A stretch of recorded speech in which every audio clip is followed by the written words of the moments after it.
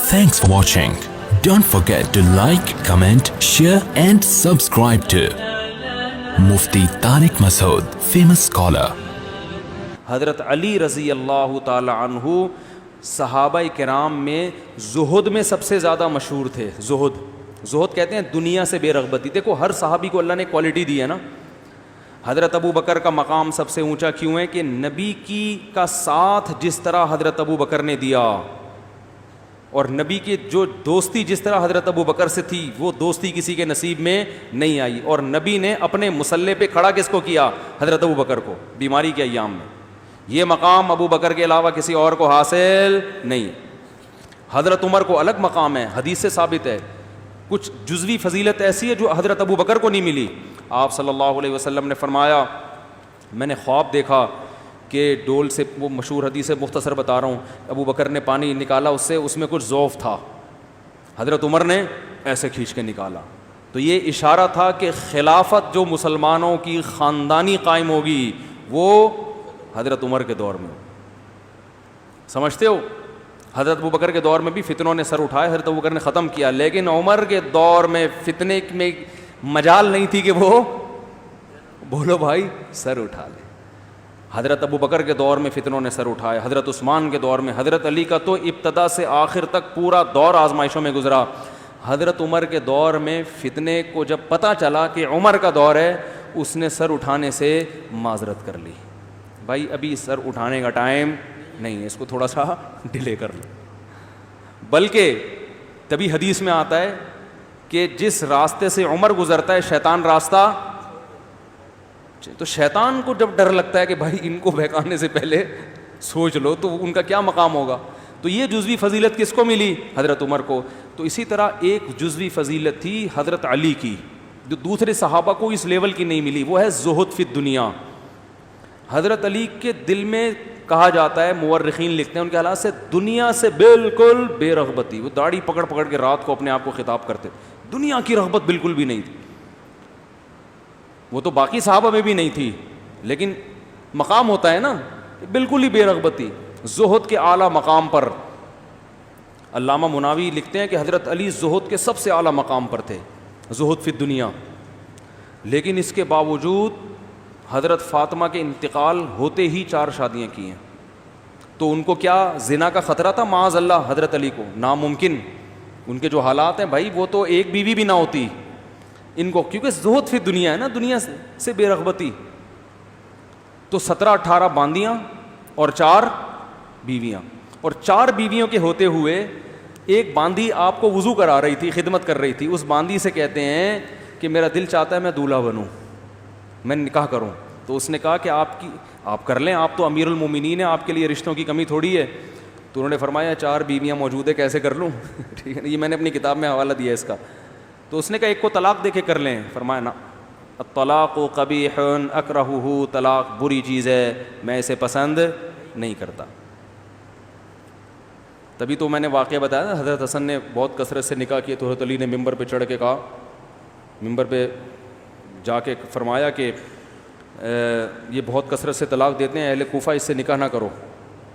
تو لوگوں نے کہا کہ ہم نکاح کریں گے, بے شک یہ طلاق دے دیں, کیونکہ ان سے نکاح کے نتیجے میں ہمارا رشتہ محمد صلی اللہ علیہ وسلم سے قائم ہو جاتا ہے. تو حضرت حسن کا یہ الگ کانسیپٹ تھا. اس پہ کہ ایک صاحب نے, مشہور زمانہ فتنہ نے مذاق اڑائی, یہ مفتی صاحب نے جھوٹی روایت پیش کی ہے, مشہور آدمی ہے.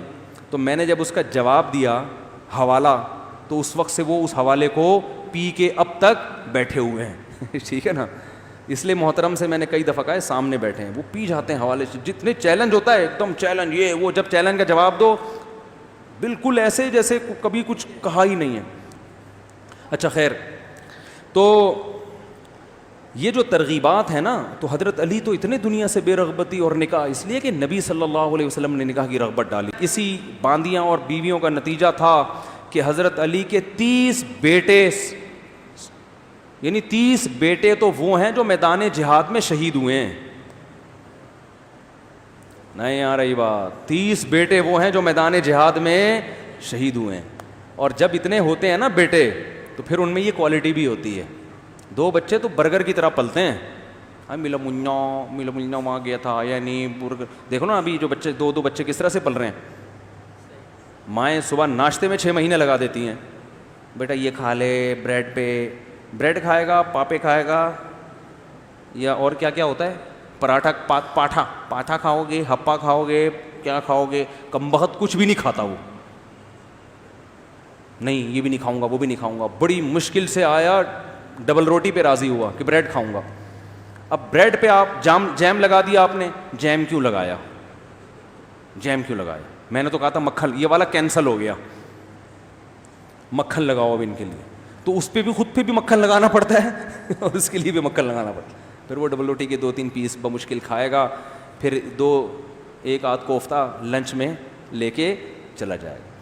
تو بچے جب زیادہ ہوتے ہیں لڑتے ہیں آپس میں, مائیں پریشان ہوتے ہیں, ہائی یہ تو لڑائی کے ایک طوفان کھڑا کیا ہوا. او بھائی اس کو لڑنے دو, بچوں کو, بیٹے آپس میں لڑتے ہوئے اچھے لگتے ہیں, یہ لڑے گا اس میں کانفیڈینس. ابھی بھائیوں سے لڑ رہا ہے, یہ وہ لڑائی نہیں ہے, یہ تو بچوں کی لڑائی ہے, یہ لڑنے دو. اس میں ان کے اندر برداشت پیدا ہوگی اس لڑائی کے نتیجے میں, سمجھتے ہو. تھوڑے سے بڑے ہونے تو پھر ان کو سکھاؤ کہ کھلانا سیکھو, تو تھوڑی سی تربیت تو کرنی پڑے گی نا. بالکل ہی تربیت سے غافل ہو گئے پھر تو چور ڈاکو ہی بنیں گے, وہ تو ایک بھی چور ڈاکو بنے گا. تو پھر یہ بڑے ہوں گے, پھر میں تو جتنے فیملی والے لوگ ہیں نا جو بہنوں کا خیال رکھ رہے ہیں, بھائیوں کا, وہ اکثر 100% نہیں, اکثر وہی ہے جن کے بہن بھائیوں کی تعداد زیادہ ہے. ان میں پھر یہ ظرف ہوتا ہے, بہنوں کا خیال بھی کرنا ہے, بھائیوں کا خیال بھی کرنا ہے, عید بقرعید پہ اس کے ہاں بھی گوشت پہنچانا ہے, اس کے ہاں بھی گوشت پہنچانا ہے, اس کی بھی دعوت کرنی ہے. یہ سب زندگی ہوتی ہے, اس میں انسان کا ظرف بڑھتا ہے. پھر یہ میدان میں لڑے گا بھی, ٹھیک ہے نا. کیا کرے گا, اور یہ ڈبل روٹی میں صبح سے گھنٹہ مکھن اور جیم میں 1 گھنٹہ لگا دیا, کم بخت یہ میدان جنگ میں لڑے گا. ابھی نندن کو چائے پلائے گا یہ تو وہاں بھی جائے گا نا. اگر جہاز لے کے چلا گیا تو ابھی نندن اس کو اتار لے گا. کسی نے بتایا ابھی نندن ہے, ابھی نندن نہیں ہے, صحیح تلفظ کیا ہے بھائی, ابھی نندن. تو وہ اتار لے گا اس کو. پھر اس کو جب لے کے جائیں گے تو پھر اس سے پوچھیں گے ڈبل روٹی پہ چائے لگائیں یا ڈبل روٹی پہ جیم چاہیے یا مکھن. تو یہ جواب میں کہا مجھے ڈبل روٹی چاہیے, مجھے پاٹھا چاہیے. وہ کہے گا تو یہاں پراٹھے کھانے نہیں آیا, تیرے کو تمیز سے جو پلا رہے ہیں نا پی لے, یہ تیری نانی کا گھر نہیں ہے. تو ایسے چھوئی موئی فوجی بنے گا وہ تو سلیکشن ہی نہیں ہوگی آرمی میں اس کی. تو حضرت علی کے کتنے بیٹے میدان میں شہید ہوئے ہیں, 30. کہتے ہیں کل ٹوٹل تھے کتنے نہیں پتا, لیکن 30 تو صرف میدان جنگ میں شہید ہوئے ہیں. تو وہ بھی فخر بنیں گے, قابل فخر ہوں گے قیامت کے. تو یہ جو ولیمے پہ اتنی ترغیبیں اور اتنی اپریشیٹ کیا جا رہا ہے, اصل میں یہ نکاح کی ترغیب دی جا رہی ہے. کس کی, نکاح. اور نکاح کے بارے میں نبی نے کیا فرمایا, روایت میں آتا ہے مسجدوں میں نکاح کرو. تو وہ بھی اس لیے کہ تاکہ اس عمل کو لوگ عیاشی نہ سمجھیں بلکہ عبادت سمجھیں. تو نیک لوگ اس میدان میں آگے بڑھیں. آج عیاش لوگ بڑے میں, دوسری شادی اکثر ناکام کیوں ہو رہی ہے. دوسری شادی کے بعد زیادہ تر میرے پاس جو خبریں ہیں وہ واقعی یہی ہیں کہ یا تو پہلی پہ ظلم ہوتا ہے یا دوسری پہ. وجہ کیا ہے, سنجیدہ لوگ اس میدان میں آگے نہیں آ رہے. الٹے اوٹ پٹانگ قسم کے لوگ آئیں گے تو وہ پھر یہی ہوگا. تو شریف شرفا آپ جیسے نیک شریف لوگ آئیں گے تو پھر اچھا کام ہو جائے گا. بات کہاں سے شروع ہوئی تھی, کہاں چلی گئی. یہ ولیمہ کا انہوں نے پوچھا تھا. تو ولیمہ اس سنت ہے تو وہ رخصتی کے بعد ہی ہوتا ہے, اس سے پہلے ویسے ہی ہے, وہ ولیمہ نہیں ہے.